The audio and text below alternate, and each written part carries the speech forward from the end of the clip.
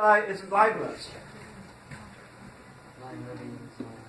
And he's kind of invented this thing around 1676, 10 years later.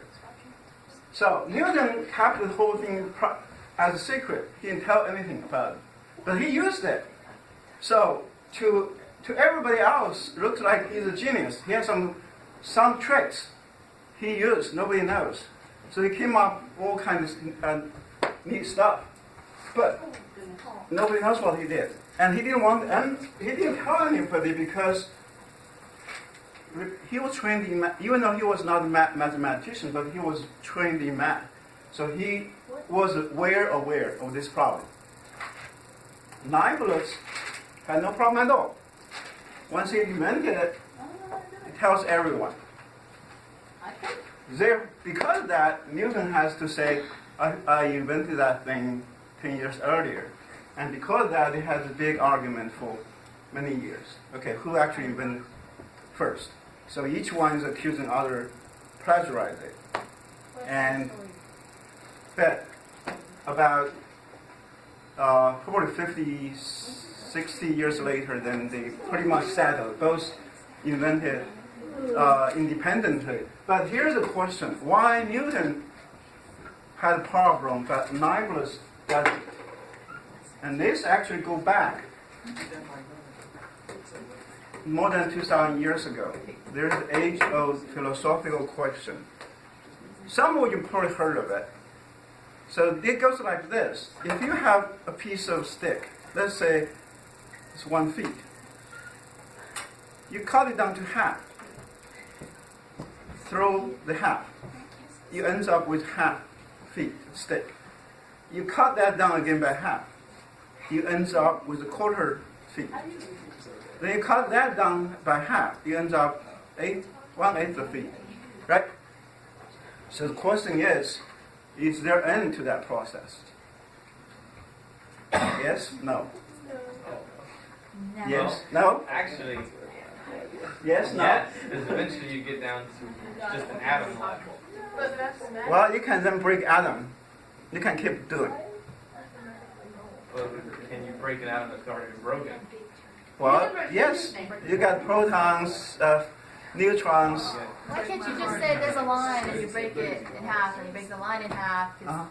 That's the easier way to say it. Well, but then there's two school thoughts here. And these two schools is still arguing about it, and it will never end. At least we don't see the ending yet. So one school said, yes, just keep going. That's called, said everything in this world is continuous. Another fancy word is called analog. The world is continuous, is analog. We good on this one? One school thought. The other school saw this, the world. This is one school. Let's say this is A. What school is it? Harvard. You guys know what it means by school of thought, right? School of what? School of thought. It's not a physical school. It just means. Isn't that called like a train of thought? No. Okay. No. School of thought, it means that The school could be on the train. you have the people believing the same kind of thing. Like people believing the world is continuous, the world is analog. Okay, so as long as you're believing in that, you belong to that school. Okay. And another school said, there's an end to it. You cannot go there forever. The world is called discrete. Harder. This quick. Discrete. Okay. Right? Which also another fancy word for that is Digital. digital. Like the Matrix. Digital. So now here it is. No, what's that mean? Now here it is. Is the world The Matrix was called analog or is the world digital? both. We haven't got the end of that yet. What do we use both? We use both to describe it, but fundamentally, whether or not the world is digital or the world is analog. So it's good. So basically, say So the world's going to be analog until it ends, and then it's digital. But if the world never ends, it'll be No, analog. it doesn't work why like that? that. Why that? Why has something to do with the end of the world? Because if it doesn't end, it's No, not going to happen. that's not what that means. The world's Well- gonna say, no, no. That's not what that means, right? We're all gonna. No, Okay. no. Infinite as in into like this, like So- smaller and smaller and smaller, not going through Look. times. Yeah. Okay. Look at this. Look at our mathematical world. If we have number line there, and we're talking about real numbers, so we start as 0 and 1. If we cut to half, this is a half. If we cut half to 1/4, do we have an end here? No. No. In a world of mathematics, real numbers, we have no end. Keep going. But the thing is, in the real world, is the world analog but behave as digital? Or is the world digital but behave as analog? For example, your your computer monitor is digital. Is that discrete or continuous? Whatever you display there. What does discrete mean? Discrete means it has the smallest element, like a pixel. A pixel is the smallest element of your display. So your computer display is discrete. But you have the illusion of what? You have the illusion of analog. You see all kinds of shapes, all that. But actually, it doesn't have all the colors, all the shapes. It doesn't have all that. They have many. They have millions of those. So therefore, it looks analog to you. But it actually is digital. It's discrete. Now, another example, when you watch a movie, the movie is a movie analog or digital or discrete. Why that? Frames. Have frames. Yes. So we got how many frames per second? 160 or something. Yeah. Is there a set amount? There's Yeah. 30 to 60. Yeah. Well, on the computer screen, that's refresh rate. Yeah. But on the movie screen, if I remember right, I think it's about 24 frames per second, something like that. But Blu-ray, does it get more? Blu-ray is not on the flash, not in terms of the flash rate. Blu-ray in terms of how many pixels we can fit in 1 square inch. So Blu-ray has more pixel densities, so it's finer, so it looks better. It's look more analog. But when we watch a movie, do we see discrete world? We don't see it because our brain is doing this trick for us. Our brain actually interpolates. Our brain makes up the missing frames, right? Our brain doing this trick to us. But if you notice when you're watching a movie, if you notice the wheel of the car, if you look like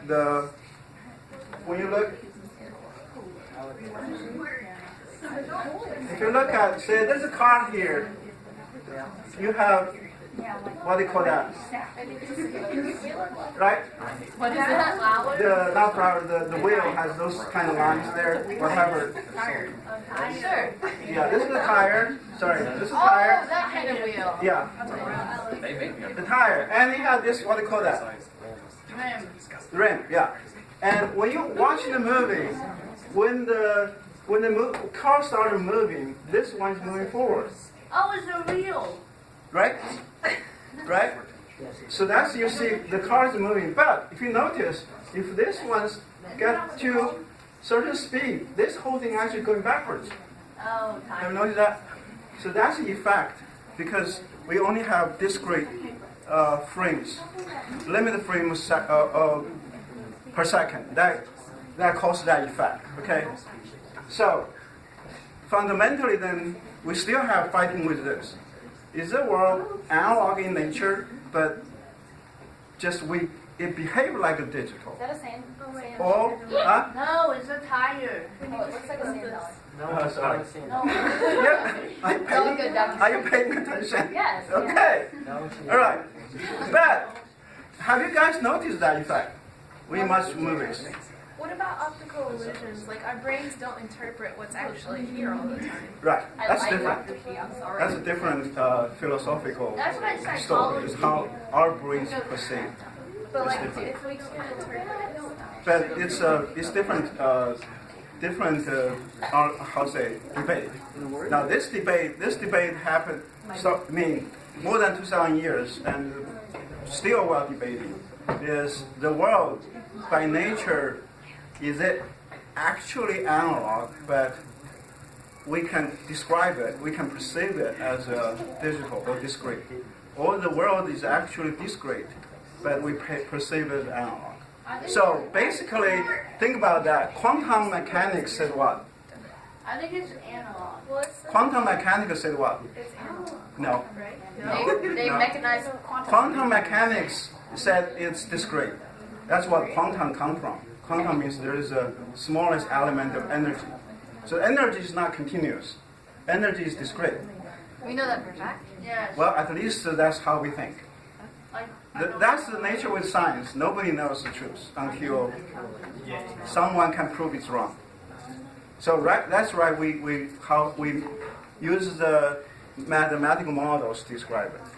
So how do we describe it is different from what actually it is. Yes. Doesn't that like ever scare people to be in the scientific field? No, it's just fun. But they work so hard to find a theory, and then all of a sudden one thing can prove it wrong. Yeah, that's the fun part of it. No. That's the fun part All of your it. life's work can be destroyed with one That's fine. college kid. That's fine.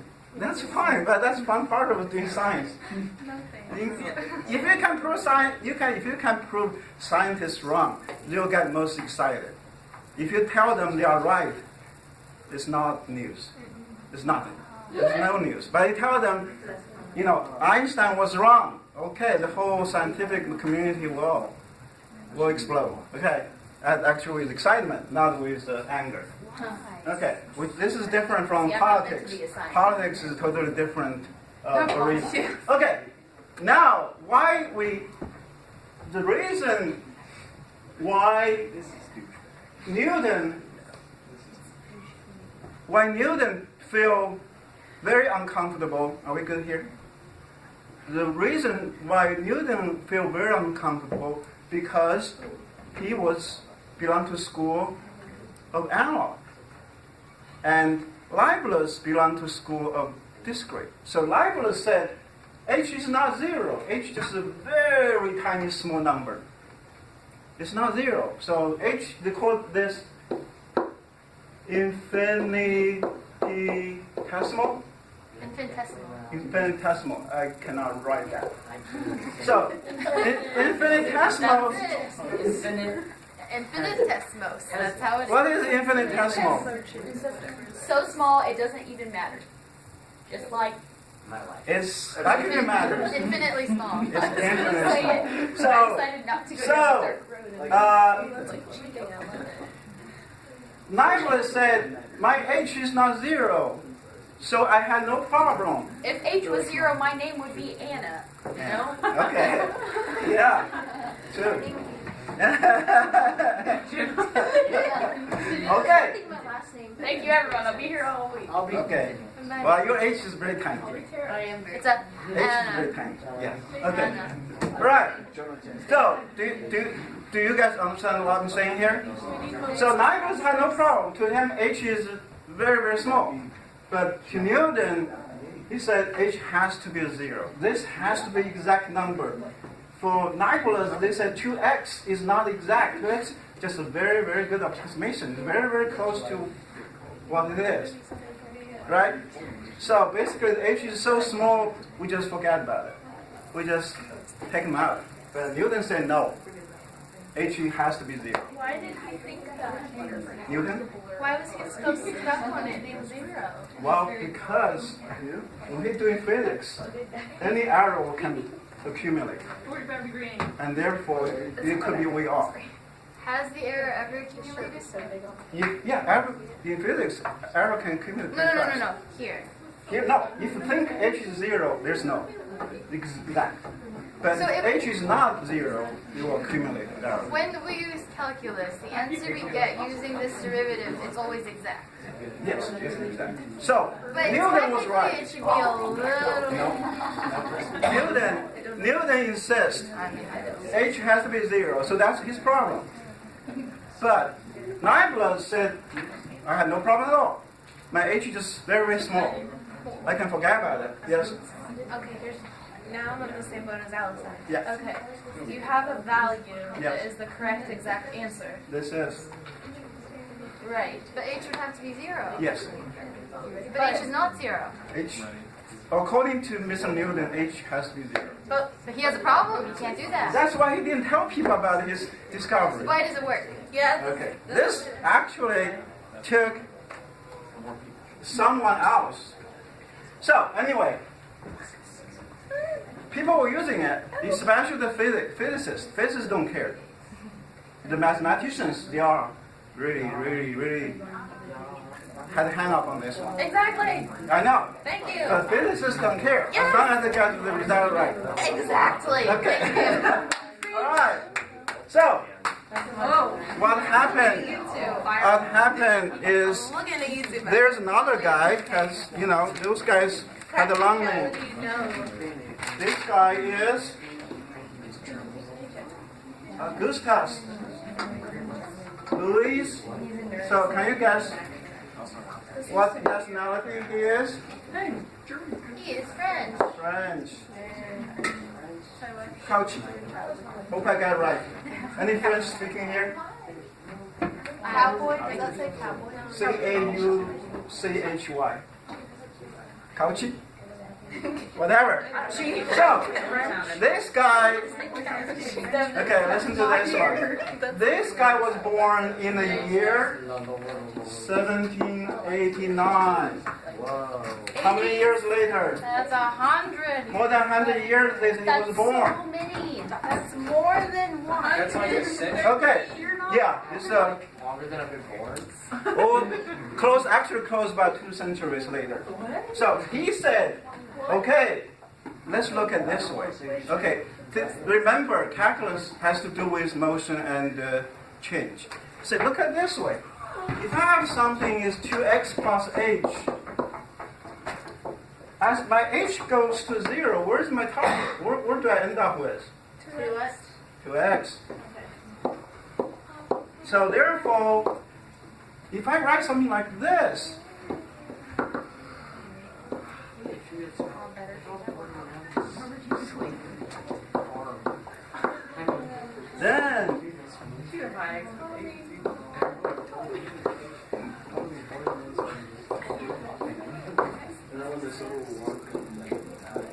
then I have no problem. But okay. Because h is never 0. But when we got to the end, we got something as if h is 0. But you are adding something, even if it's not. No, we said the target. What we're talking is. But you can't just aim somewhere and decide that's what it is. Well, it is.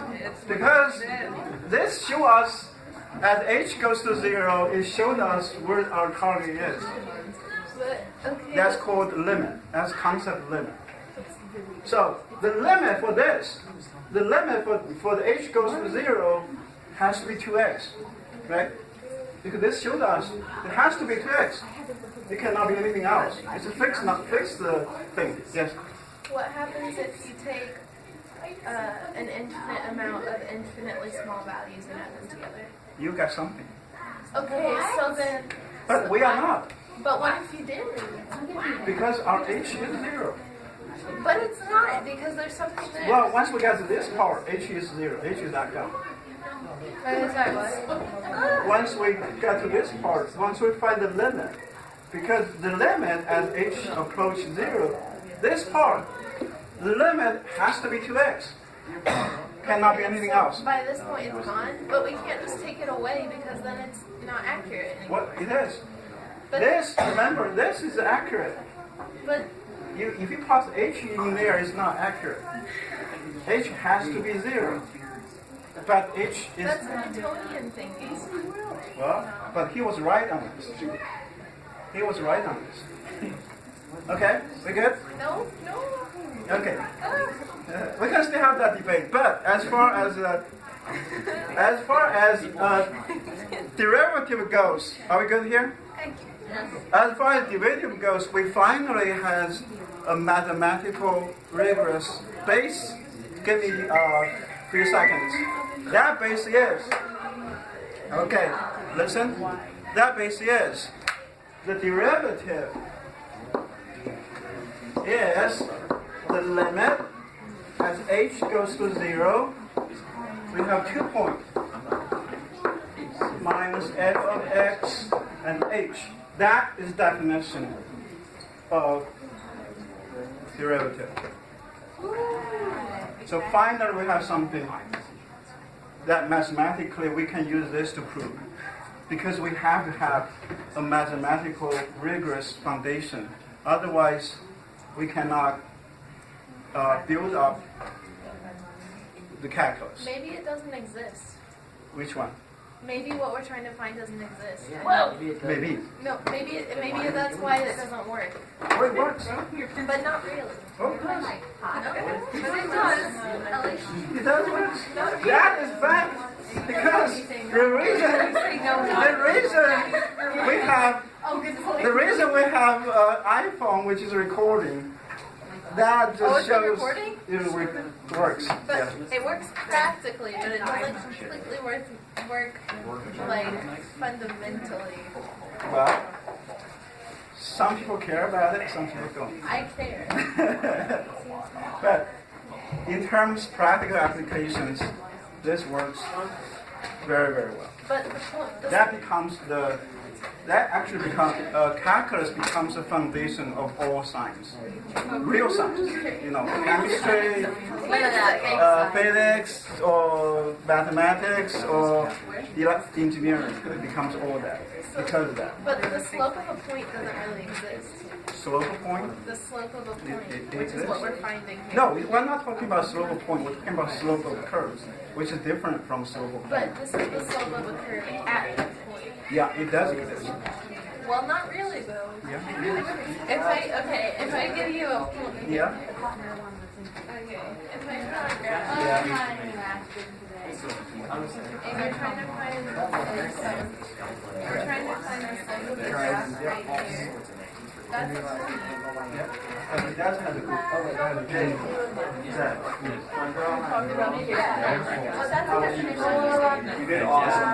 The definition is the slope point and the slope of This man gave it a You gotta back it. Ellie, man, these math. We're talking about mathematics. I know, So but mathematics is advocate definition. don't come up.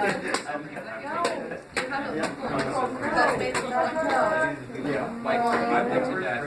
Ellie, are you really trying to change the definition? Yes. That